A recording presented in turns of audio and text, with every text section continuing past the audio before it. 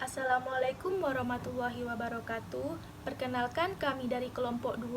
Kami ingin mempresentasikan hasil diskusi kami tentang pemeriksaan pajak. Sebelumnya saya akan memperkenalkan anggota kelompok saya. Yang pertama ada Aidil Hermawan dengan NIM 18233003 sebagai pemateri.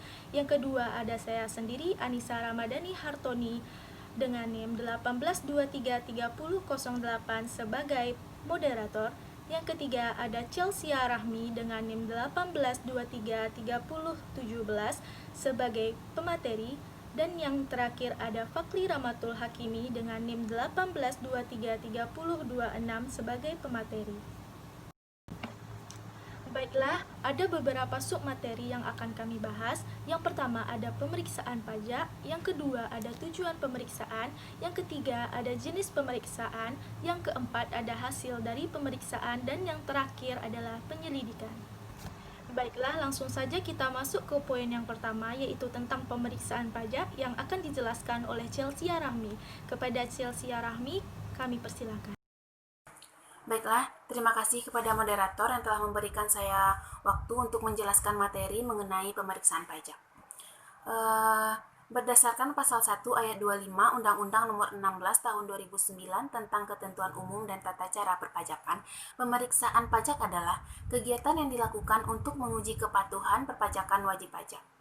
Berdasarkan kutipan langsung pasal tersebut adalah yaitu serangkaian kegiatan yang menghimpun data dan mengolah data, keterangan, atau bukti yang dilaksanakan secara objektif dan profesional berdasarkan suatu standar pemeriksaan untuk menguji kepatuhan pemenuhan kewajiban perpajakan, atau tujuan lainnya yaitu dalam rangka melaksanakan ketentuan perundang-undangan perpajakan. Baiklah, hanya itu yang dapat saya sampaikan. Saya kembalikan kepada moderator. Baiklah, terima kasih kepada Chelsea Rahmi. Materi selanjutnya tentang tujuan pemeriksaan yang akan saya jelaskan sendiri. Baiklah, saya akan menjelaskan tentang tujuan pemeriksaan. Salah satu tujuan dari pemeriksaan ini ialah untuk menguji kepatuhan pemenuhan kewajiban perpajakan yang meliputi: yang pertama, SPT lebih bayar, termasuk yang telah diberikan pengembalian pendahuluan pajak. Yang kedua, ada SPT rugi. Yang ketiga, ada SPT terlambat, yaitu melampaui jangka waktu surat teguran yang disampaikan. Yang keempat, ada melakukan penggabungan, peleburan, likuidasi, pembubaran, atau akan meninggalkan Indonesia selama-lamanya. Dan yang terakhir, ada menyampaikan SPT yang memenuhi kriteria seleksi berdasarkan hasil analisis yang mengindikasikan adanya kewajiban perpajakan wajib pajak yang tidak dipenuhi. Baiklah, terima kasih. Sekian penjelasan dari saya mengenai tujuan pemeriksaan. Baiklah, kita masuk ke poin yang ketiga, yaitu tentang jenis pemeriksaan yang akan dijelaskan oleh Fakri Ramatul Hakimi. Kepada Fakri Ramatul Hakimi, kami persilakan. Terima kasih kepada moderator yang telah mengizinkan saya untuk menjelaskan jenis pemeriksaan. Jenis pemeriksaan itu ada dua. Yang pertama, pemeriksaan lapangan. Pemeriksaan lapangan dilakukan di tempat, baik itu tempat tinggal, tempat usaha, atau tempat bekerja wajib pajak. Yang kedua adalah pemeriksaan kantor. Pemeriksaan ini dilakukan kantor Direktorat Jenderal Pajak atau pelayanan pajak dan saat pelaksanaan pemeriksaan kantor. Baiklah, hanya itu saya sampaikan. Saya kembalikan kepada moderator. Terima kasih kepada Fakri Ramatul Hakimi. Materi selanjutnya tentang hasil pemeriksaan yang akan dijelaskan oleh Aidil Hermawan. Kepada Aidil Hermawan, dipersilakan. Terima kasih kepada moderator yang telah memberikan saya kesempatan. Baiklah, saya akan menjelaskan tentang hasil pemeriksaan. Hasil pemeriksaan pajak dapat berupa surat ketetapan pajak, surat ketagihan pajak, atau dapat juga ditingkatkan menjadi pemeriksaan bukti permulaan dalam hal hasil pemeriksaan memberikan indikasi adanya tindak pidana di bidang perpajakan. Sekian dari saya akan kembalikan ke moderator. Terima kasih kepada Aidil Hermawan. Materi selanjutnya tentang penyelidikan yang akan dijelaskan oleh Chelsea Rahmi. Kepada Chelsea Rahmi, dipersilakan. Baiklah, terima kasih kepada moderator yang telah memberikan saya waktu. Di sini saya akan menjelaskan mengenai penyelidikan. Menurut pasal 1 angka 5 KUHAP, Penyelidikan adalah serangkaian tindakan penyelidik untuk mencari dan menemukan suatu peristiwa yang diduga sebagai tindak pidana guna menentukan dapat atau tidaknya dilakukan penyelidikan menurut cara yang diatur dalam undang-undang ini. Hanya itu yang dapat saya sampaikan. Saya kembalikan kepada moderator.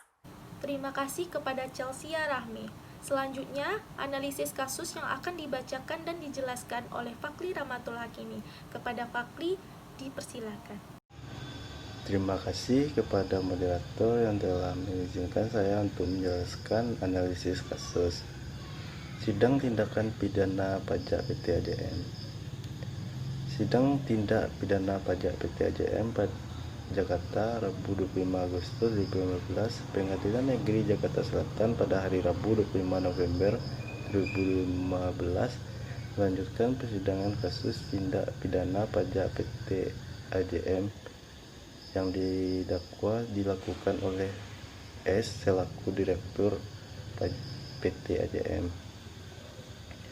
Persidangan kasus penyelewengan pajak yang dilakukan perusahaan penanaman modal asing yang dilakukan dalam modus dengan sengaja tidak melaporkan seluruh penjualan dalam surat pemberitahuan tahunan yang disebut dengan SPT pajak penghasilan badan. Telah didengar keterangan saksi, pelaporan dan beberapa saksi dari pihak bank tempat penampungan uang hasil penjualan yang sebagian tidak dilaporkan dalam SPT. Patut dicatat adalah keterangan saksi pelaporan bahwa lebih mengetahui dan berperan dalam perkara ini sebenarnya adalah Komisaris PT AJM, yaitu Saudara G alias KHC yang berkas perkaranya secara terpisah sampai saat ini masih dinyatakan P19 atau belum lengkap oleh Kejaksaan Tinggi DKI Jakarta. Beda kasus. Dari kasus ini bisa kita lihat bahwa kasus penyelewengan pajak yang dilakukan perusahaan penanaman modal asing yang dilakukan oleh modus dengan sengaja tidak melaporkan seluruh penjualan dalam surat pemberitahuan tahunan atau yang disebut dengan SPT pajak penghasilan badan. Keterangan saksi, pelaporan dan beberapa saksi dari pihak bank dapat penampungan uang hasil penjualan sebagian tidak dilaporkan dalam SPT. Adapun untuk tersangka G alias KC sebagai komisaris, penyidik masih dalam tahap P19 dan berkasnya sedang dilengkapi oleh penyidik sesuai petunjuk jaksa dan diupayakan dapat segera dinyatakan lengkap oleh Kejaksaan Tinggi DKI Jakarta. Salah satu kunci untuk upaya membongkar kasus ini adalah dengan memberikan izin membuka kerahasiaan bank melalui permintaan Menteri Keuangan kepada Gubernur Bank Indonesia. Baiklah, hanya itu saya sampaikan. Saya kembalikan kepada moderator. Terima kasih kepada Fakli Ramatul Hakimi. Sekian presentasi dari kelompok kami. Apabila ada salah kata, kami mohon maaf. Wabillahi taufiq walhidayah. Assalamualaikum warahmatullahi wabarakatuh.